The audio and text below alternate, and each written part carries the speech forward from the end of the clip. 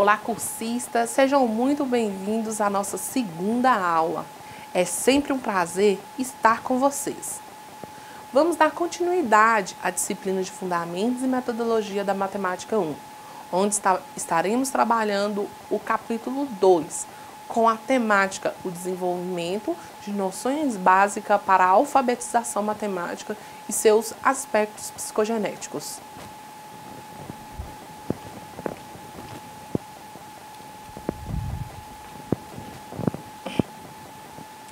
Estudar sobre os fundamentos e metodologia da matemática, nós observamos através das leituras e estudos que o ensino da matemática ele tem sido objeto de muitos estudos e debate, posto que a qualidade da educação está relacionada ao desenvolvimento pleno dos estudantes. E a matemática é um instrumento que possibilita a plena atuação do sujeito no meio em que ele vive. O desenvolvimento de noções básicas para a alfabetização matemática e seus aspectos, a matemática e seus aspectos psicogenéticos, Lorenzato 2006, ele afirma que a matemática ela deve ser interpretada pelos professores como um instrumento para a vida e não um fim em si mesmo. Para isso, tanto os alunos quanto os professores, eles precisam de uma formação através do qual ambos possam vivenciar essa concepção. Para muitos, a matemática ela tem sido vista como uma forma de leitura da realidade, da qual ela faz parte, constituindo-se uma teoria e prática para esse grupo. Não a dicotomia de teoria e prática, mas sim a relação dialética entre uma interação desses componentes desse contexto e, essencial, a preparação prévia do professor para que envolva o aluno no processo de ensino e aprendizagem dessa disciplina por meio de situações, problemas e desafios cognitivos. O professor deve estar preparado para que envolva o aluno no processo de ensino e aprendizagem da matemática por meio de citações, problemas e desafios cognitivos. O aluno ele precisa vivenciar, experimentar, falar e descrever com a primeira etapa desse processo. O conhecimento lógico-matemático, ele resulta das relações que o sujeito estabelece com ou entre os sujeitos ao agir sobre eles, a relação esta que deve ser trabalhada com as crianças desde a educação infantil.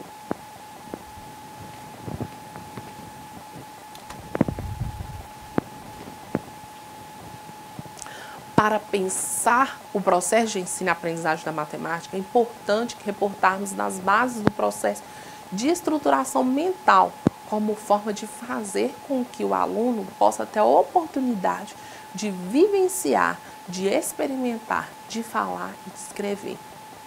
A matemática, como primeira etapa desse processo, é coerente entendermos que isso significa para o professor e para a própria construção do conhecimento dessa ciência, que de acordo com Costa, é na pré-escola que a criança forma os primeiros conceitos matemáticos, os básicos, ou seja, aqueles que são fundamentais para o trabalho com os números, tratamento de informação, medidas, geometria.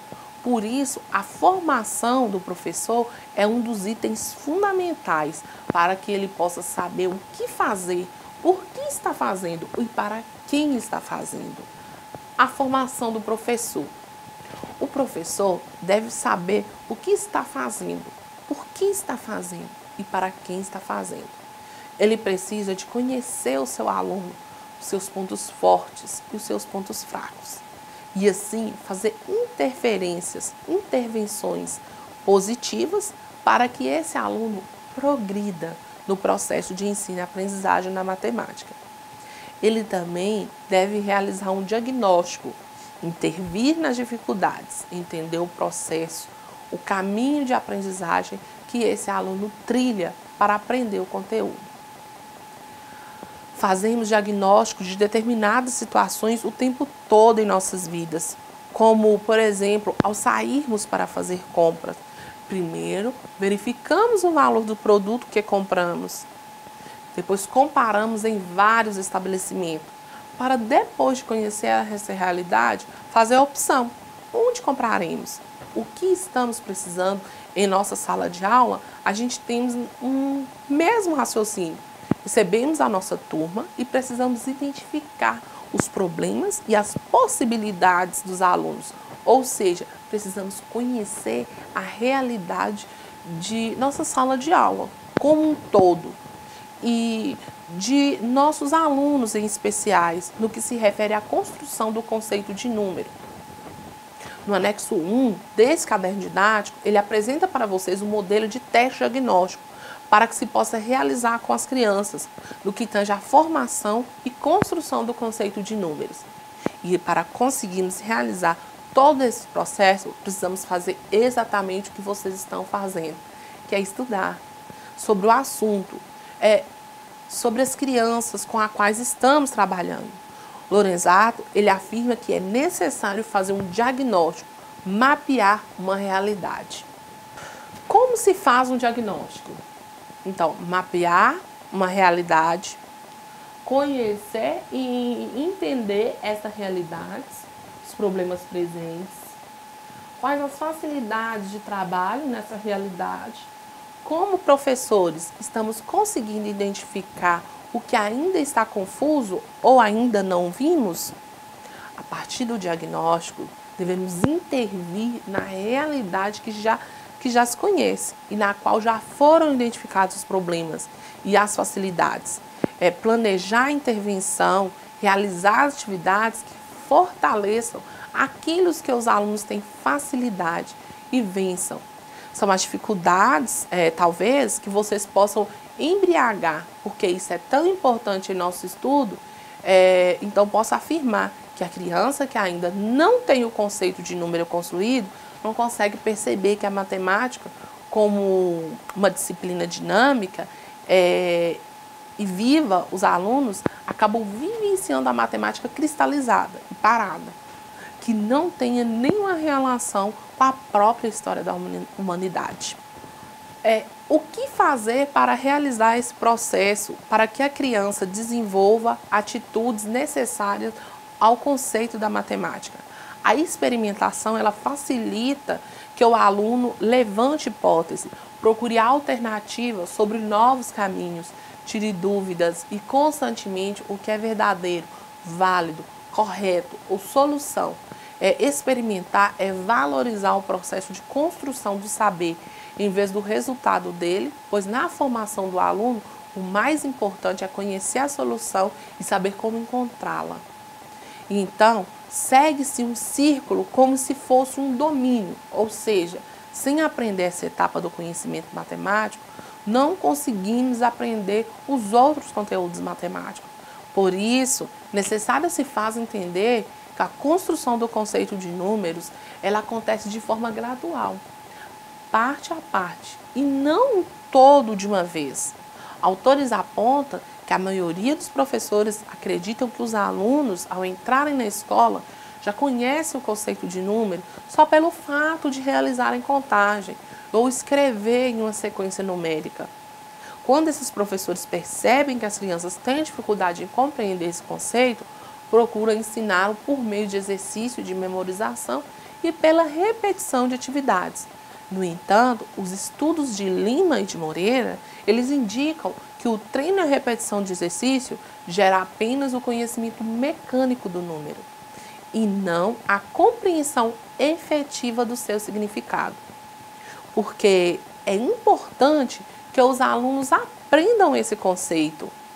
Sem o conceito de números construídos e formados, os alunos, eles não entendem a constituição do sistema de numeração decimal e nem as características que estão contidas nele, além das operações com os números naturais. Sem aprender essa etapa do conhecimento matemático, as crianças, elas não conseguirão aprender os outros conteúdos matemáticos. É preciso que os professores vivenciem situações teóricas e práticas de forma dialética para que possa responder aos desafios postos pela sala de aula e pelas dificuldades dos alunos. Intervir na situação de construção do conceito de números.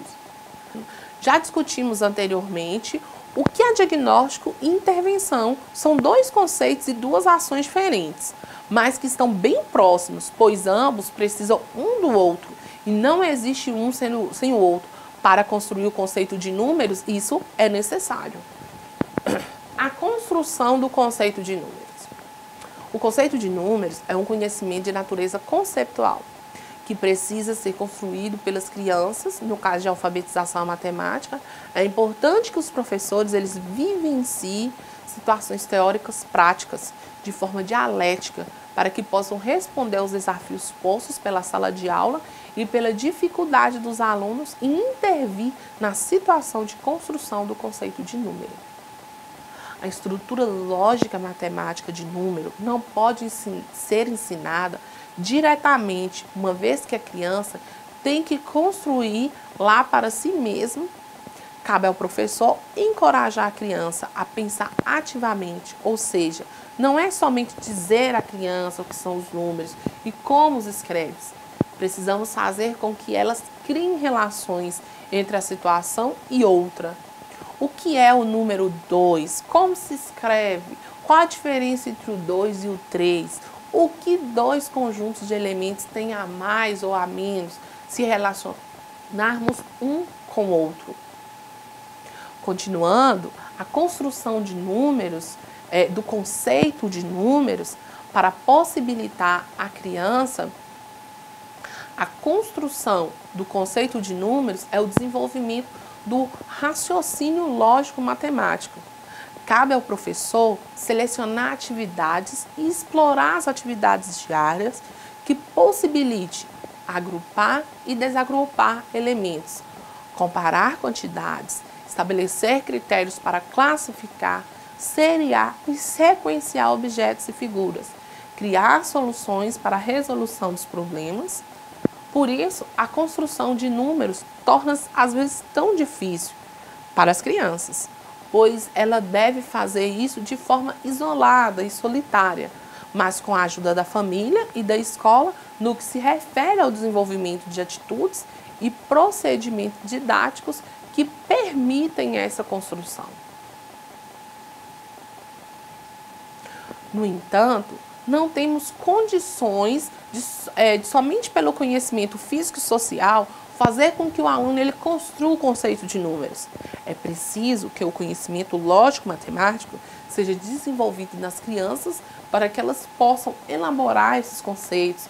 Para se construir o conceito de números, fazer necessário que a criança desenvolva várias atitudes que favoreçam esse aprendizagem. Por exemplo, conservar a quantidade de líquido e massa, classificar, seriar, ordenar mentalmente, pensar de forma reversível, contar, incluir hierarquicamente e com classes e de outras formas constantes e direcionadas, através de números, atividades, o conhecimento físico e o que se refere aos objetos do mundo exterior, aos sujeitos, são os elementos da natureza e os elementos construídos pelo homem, cuja percepção é empírica. Segundo Piaget, há 3 conhecimentos basilares para se construir o conceito de número: o conhecimento físico, o conhecimento lógico-matemático e o conhecimento social. O conhecimento lógico-matemático ele consiste nas relações mentais, e a principal fonte dessas relações é a mente de cada indivíduo. Quando, por exemplo, vemos uma ficha vermelha e uma ficha azul, podemos pensar nela como sendo diferente, semelhante, ou as duas, se nos concentrarmos nas cores, as fichas serão diferentes. Se ignorarmos as cores, passarmos a pensar nas fichas, elas tornarão a ser similares. E se pensarmos nela numericamente, serão duas. A cor e o formato das bolas são características externas ao pensamento e as semelhanças. E diferentes são as características internas ao nosso pensamento. Elas precisam ser trabalhadas com a criança para que elas possam entender e aprender como a matemática funciona. Isso não é macete, não é mágica e nem milagre, é raciocínio lógico matemático. Como eu disse, o conhecimento físico e o conhecimento visível dos objetos, ou seja, suas características externas, o tamanho, a cor, o peso, a forma de um objeto, são exemplos de propriedades físicas observadas. O conhecimento lógico matemático e a capacidade do sujeito, que o sujeito ele desenvolve de estabelecer novas relações dos objetos, essas relações elas não têm existência na realidade externa, está na mente do sujeito interno. Exemplo, quando comparamos a cor de duas baquetas ou percebemos a diferença, isso é um pensamento lógico matemático. A criança ela progride na construção do conhecimento lógico matemático pela coordenação das relações simples que anteriormente ela criou. Vamos analisar um exemplo de uma atividade de inclusão de classe. Classe da unidade, que trabalha o pensamento lógico-matemático, elabora um problema simples para as crianças, em que um canteiro há 3 pés de rosas, 2 pés de margarida e 1 pé de girassol. Quantos pés de flores há nesse canteiro? Se as crianças elas conseguirem pensar na inclusão de classe, responderão que pelo canteiro há 6 pés de flores. Mas se elas ainda não tiverem com essa atitude construída, elas não conseguirão olhar as partes e todo o conjunto. Elas não conseguirão olhar as partes das flores, entender que todas as flores, mas são de tipos diferentes. E responderão por parte de cada flor, e não como conjunto como um todo. Pois o conjunto como um todo pertence à classe de flores. Podemos afirmar que o ato de classificar é uma operação lógica de importância fundamental em nossa vida, pois nos ajuda a organizar a realidade que nos cerca. Para classificar, precisamos trabalhar com as relações de pertinência e de inclusão de classe. E quando relacionamos cada elemento com a classe a qual pertence, pode ser semelhante dos outros elementos dessa classe. Estamos estabelecendo uma relação de pertinência. Ao observar a imagem um vermelho e um azul, percebemos a diferença entre eles. Essa diferença é o pensamento lógico matemático. Conhecimento social ele tem a ver com as convenções construídas pelas pessoas, valorizar o conhecimento prévio do aluno, a característica principal do conhecimento social e de que possui uma natureza amplamente arbitrária. No conhecimento social, a principal fonte reside parcialmente em convenções criadas pelas pessoas e a transmissão social é necessária para que as crianças adquiram tal conhecimento. As crianças elas precisam vivenciar experiências que lhes assegurem a possibilidade de construção desses conselhos. 2 deles estão no mundo exterior, o conhecimento físico e o conhecimento social, mas o outro está no mundo interior. Normalmente, as escolas trabalham com o conhecimento social e com o físico, e o conhecimento lógico-matemático fica a desejar. Essa relação é abstrata, interna aos nossos pensamentos. Ela não é somente física e nem social. Por isso, é estabelecida pelas diferenças e semelhanças similares. Igualdade, e só conseguimos fazê-la ao questionarmos o que estamos vendo, como vemos e o que difere um entre o outro, o que os assemelha. E além desses questionamentos, que as crianças tenham a oportunidade de explorarem os pensamentos, trocarem ideias, perceber as várias formas de pensar e resolver problemas e fazer os diversos registros que foi vivenciado, experimentado nas aulas de matemática. É preciso trabalhar com a criança de forma que seu pensamento lógico-matemático seja abusar para construir o conceito de números. As crianças elas devem desenvolver atitudes como conservar quantidade, líquido e massa, classificar, seriar, ordenar mentalmente, pensar de forma reversível, contar, incluir hierarquicamente em classe e de outras formas constantes e direcionada através de inúmeras atividades.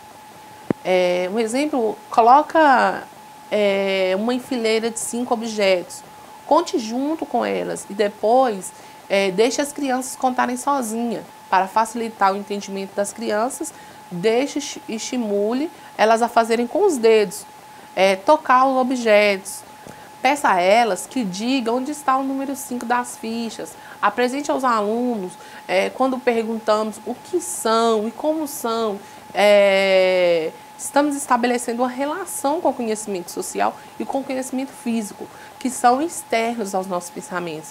Mas só estabelecer uma relação dual entre os objetos no sentido de observar a semelhança, a diferença, isso só é feito no campo mental, pois não pegamos nas semelhanças ou diferenças, porque é algo abstrato.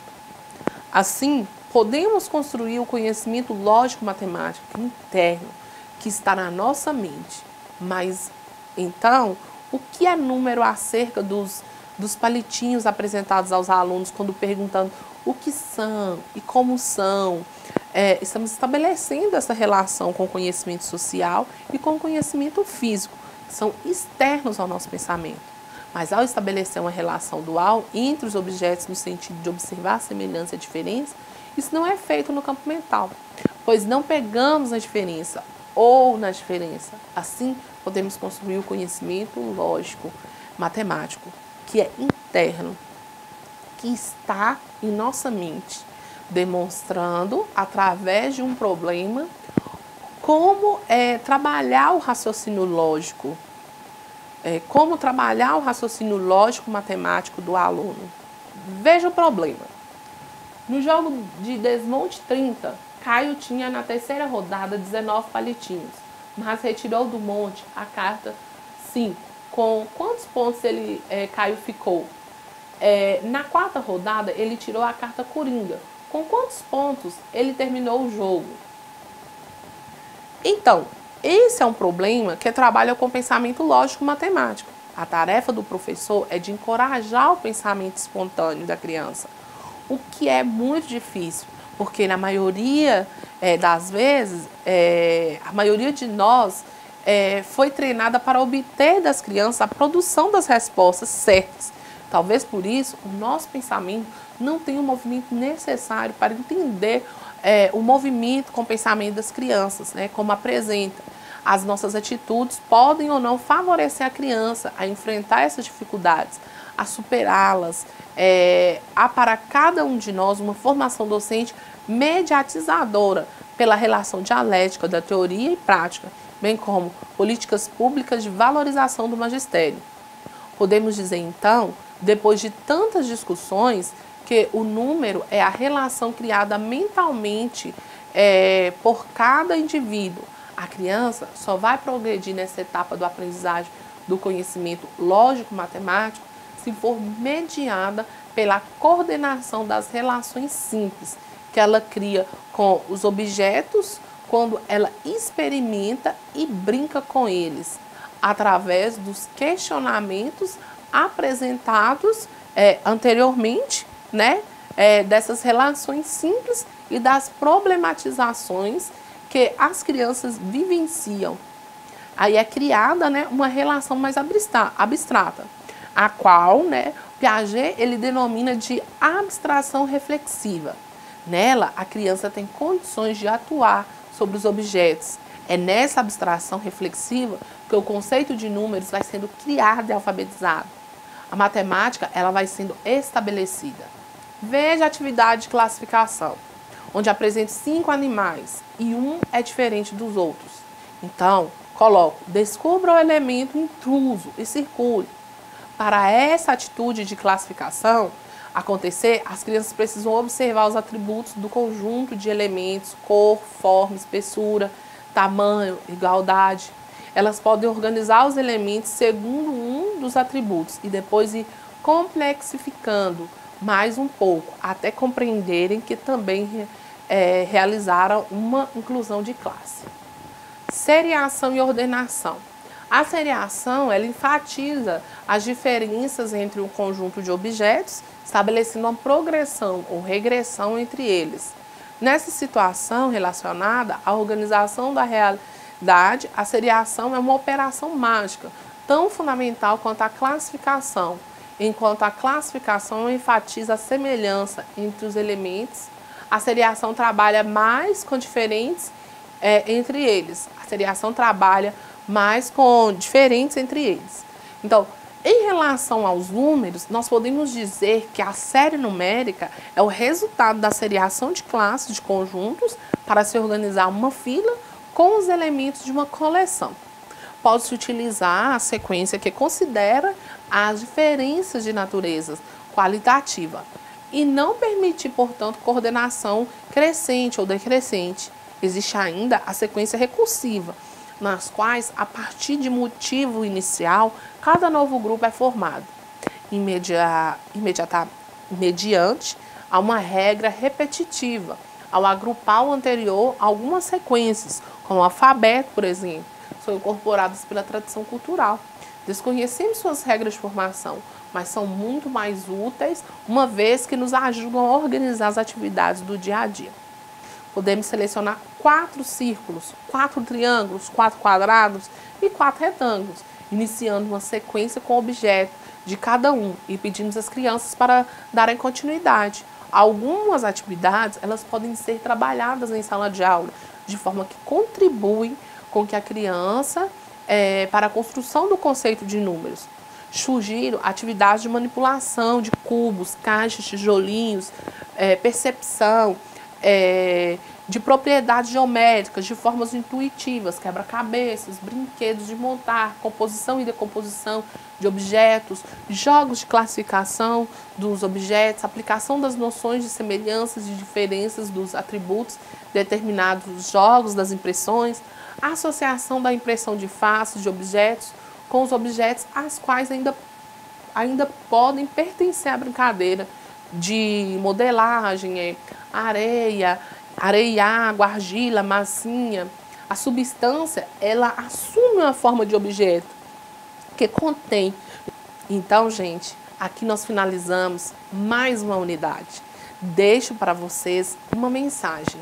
O ser humano aprende na teoria as 4 operações fundamentais. No entanto, na prática, há quem diminua, some, multiplique a seu favor e nunca pense em dividir de forma honesta. Gilberto Araújo de Alcântara. Deixo aqui para vocês o meu muito obrigada, tá? E até a nossa próxima aula. Tchau, tchau!